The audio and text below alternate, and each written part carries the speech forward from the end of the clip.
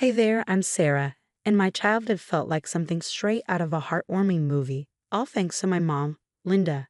She was my rock, my cheerleader, and my best friend all rolled into one. I can still remember the mouth-watering smell of her homemade cookies wafting through our tiny apartment.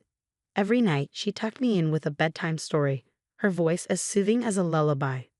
Sarah, honey, she'd say, you can be anything you want to be. Just be kind and work hard. Those words became my mantra, even when times were tough, and boy, were they tough sometimes. Mom never let me feel like I was missing out, though. She turned our financial struggles into little adventures. Look, Sarah, she'd exclaim, holding up a dress she'd sewn from scraps. It's a one-of-a-kind Sarah original. I'd twirl around in my new designer outfit, feeling like the luckiest kid in the world.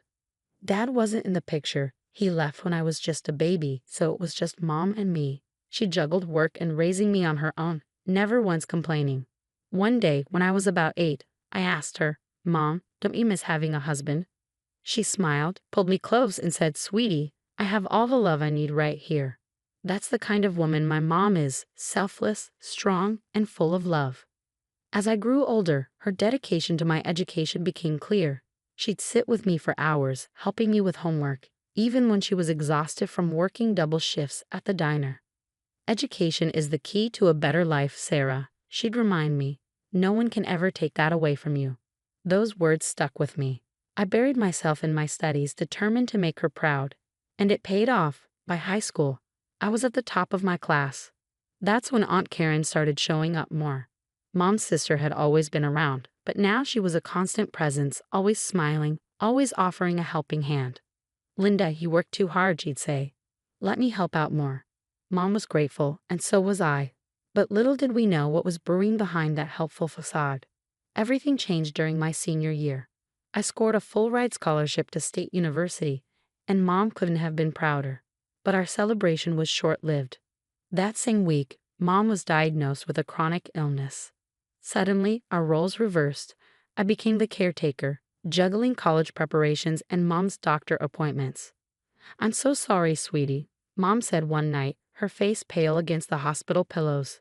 This isn't how it's supposed to be. I held her hand tightly. Don't you dare apologize, Mom. It's my turn to take care of you now.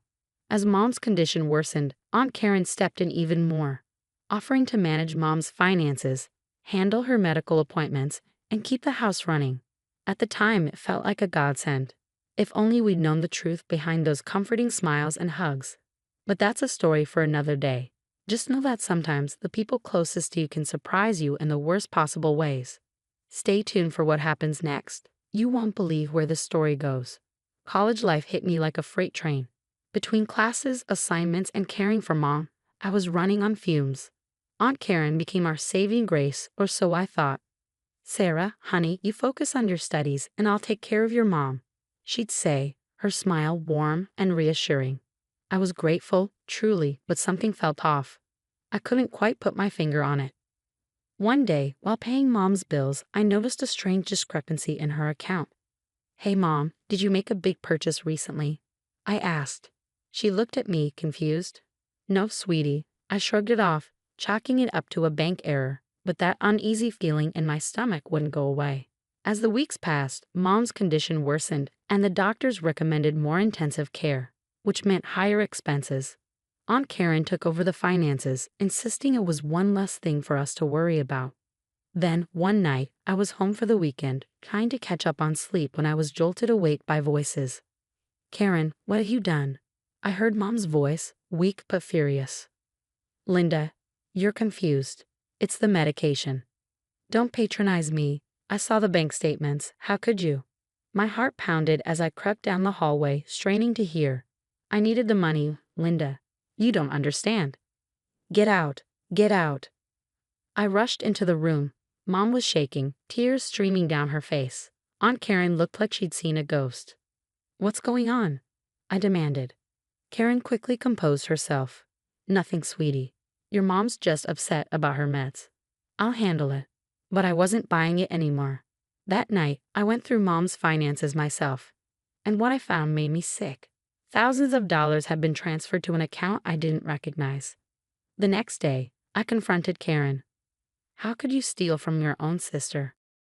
She laughed, but it was cold and mocking. Steal? Oh, Sarah, you're so naive. Your mother offered to help me. Now she's just confused. You're lying, I shouted. Her eyes narrowed. Prove it. That's when I realized the loving aunt I thought I knew was gone, replaced by someone calculated and cruel. That night, I couldn't sleep. Instead, I ordered hidden cameras and set them up in Mom's room. It felt wrong, like an invasion of privacy. But I had to protect her. Little did I know those cameras would capture something far worse than theft. It was just another Tuesday and I was supposed to be in class. But something, call it intuition, made me turn around and head home. When I got there, the house was eerily quiet.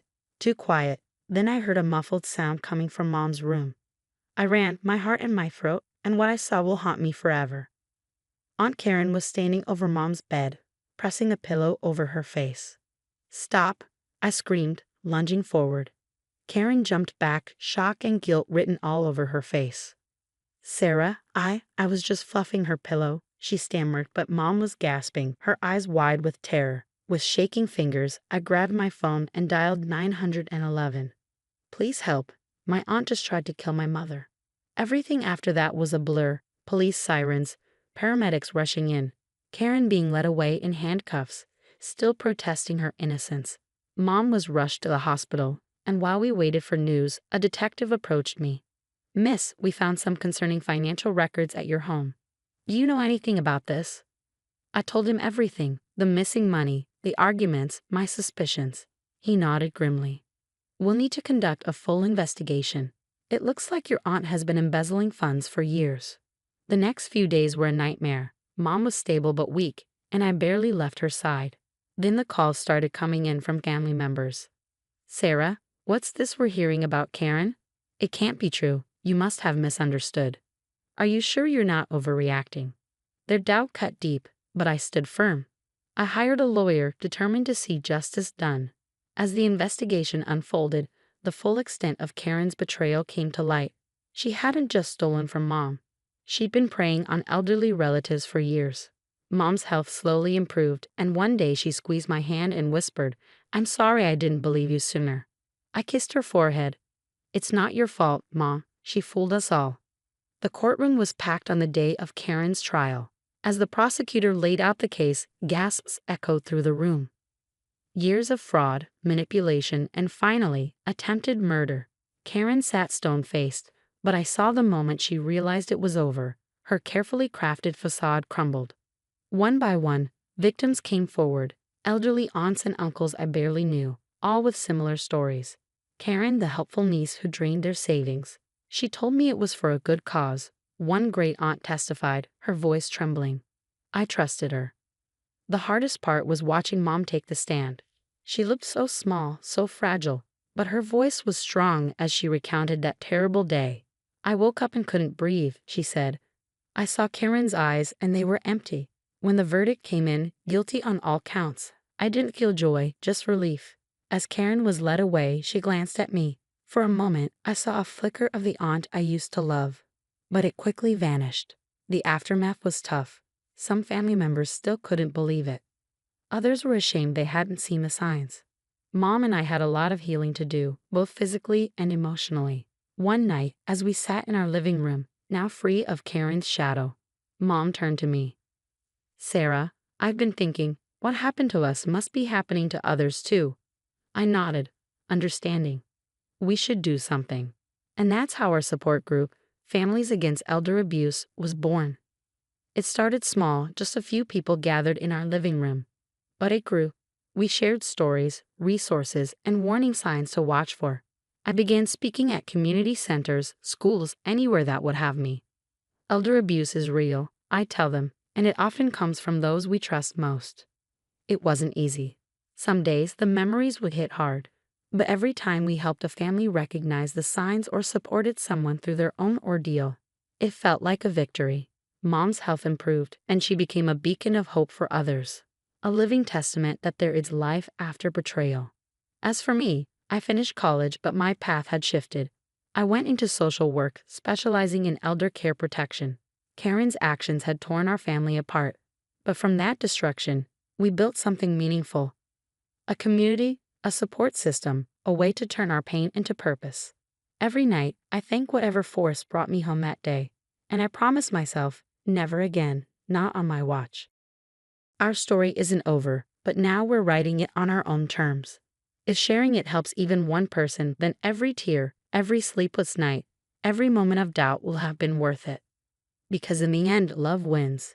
Not the fake love Karen showed, but the real, selfless love that Mom taught me, the kind of love that heals, that builds, that changes the world.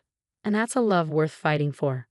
One day, about a year after Karen's conviction, I received a letter. It was from her, sent from prison. My hands shook as I opened it. Sarah, it began. I know I have no right to ask for forgiveness. I read it, tears streaming down my face. Karen expressed deep remorse, explaining the desperation that led to her actions. She didn't try to excuse what she'd done but offered some context. Gambling debts, a failed business, mounting medical bills for her child I never knew existed. I showed the letter to Mom, and her response surprised me. We can't forget, Sarah, she said, but maybe we can find a way to forgive, not for her, but for us. It wasn't easy, but we decided to use Karen's story as part of our outreach, not to justify her actions, but to show how complex life can be. The story has come to an end, but now I have a question for you. If you were in Sarah's position, could you ever forgive someone like Aunt Karen for their betrayal, even after they expressed remorse? Or do you believe that some actions are truly unforgivable? Share your thoughts in the comments below. Your perspective might help others wrestling with similar dilemmas. If this story resonated with you, please consider liking the video and subscribing to our channel. We share thought-provoking content that explores the complexities of human relationships and personal growth. Join our community as we navigate life's challenging scenarios together.